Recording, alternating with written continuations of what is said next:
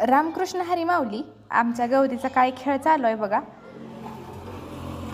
छान तिला मी नोटबुकवर चित्र काढून दिलं होतं आणि त्याच्यामध्ये आता कलर भरायला लागली बघा. ती तिच्याच नादात आहे. ती कसं कलर घेते बघा. ती छोटासाच ब्रश आहे तेवढाच बुडवते आतमध्ये आणि कसं रंगवायला चालू आहे बघा.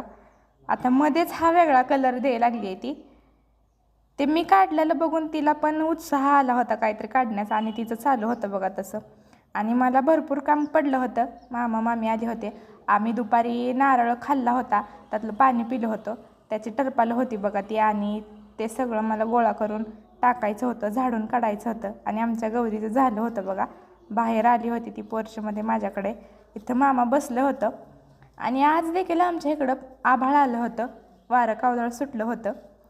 आणि असं वातावरण झालं की खूप छान वाटतं. आणि गावाकडे तर खूपच छान असतं असं वातावरण झाल्यावर, कारण आजूबाजूला भरपूर झाडं असतात आणि छान वारं सुटलेलं असतं. त्याच्यामुळे एकदम मन प्रसन्न होतं. आणि बघा छान वारं सुटलं होतं. आंब्याची झाडं छान वाऱ्यामध्ये डोलत होती. आणि त्या तिकडं बघा गहू काढला होता, तिथं शेळ्या फिरवायला चालू होत्या. आमच्या इथल्या शेजारच्या शेळ्या आहेत आणि मोकळ्या रानामध्ये शेळ्या फिरवायला लागलेत बघा. आणि असं वारं कावदळ सुटलं की आपल्या इकडं असं म्हणतात की अवकाळी पाऊस चालू झाला आहे किंवा येणार आहे. आणि ते तसंच आहे. उन्हाळ्यामध्ये असं वातावरण झालं की अवकाळी पाऊसच म्हणतात, कारण जे द्राक्ष असते, कोणाचं काही पीक असतं त्याचं नुकसान होतं. आणि माझी गौरीची इकडं थोडी मजा मस्ती चालली होती बघा, कसं करते ती. आणि नंतर मी झाडून काढायला चालू केलं होतं. वारं सुटलं होतं त्याच्यामुळं पोर्चमध्ये खूप कचरा उडून आला होता. आजूबाजूला झाडं भरपूर आहेत त्याच्यामुळं चिंचेचा पाला वगैरे पोर्चमध्ये येऊन पडतं आणि तेच मी झाडून काढत होते. सगळं माझं झाडून वगैरे झाल्यावर मी काल जी मोगऱ्याची कांडी लावली होती त्याला पाणी द्यायला चालली होते. आणि बघा अपराजक्ताचं झाडाला पण छान असं पालवी फुटायला लागली आहे बघा. आणि वारं पण छान सुटलं होतं. किती छान झाड डोलतं आहे वाऱ्यामध्ये. आणि झाड देखील हिरवं आहे बघा. आणि आता मी मोगऱ्याच्या झाडाकडे चालले होते जे मी काल लावलं आहे. अशी ती मोगऱ्याची जी कांडी आहे तिची रिंग बनवली होती मी आणि तसं पुरलं होतं बघा ते मातीमध्ये. आणि काल लावलं होतं आणि आज ते सुकलं नाही बघा अजून तर.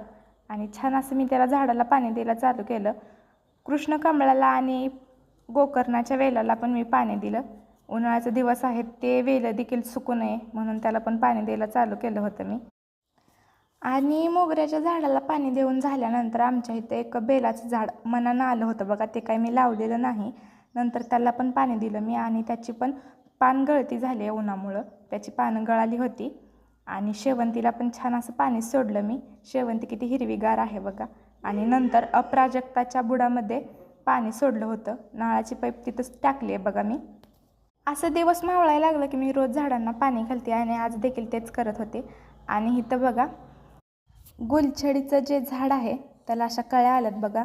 आणि एकच त्याला जर कळी आली त्यातून फुटून तर त्या कळीमध्ये भरपूर कळ्या असतात. आणि हे दिसतंय छोटं पण त्याच्या आतमध्ये भरपूर कळ्या आहेत.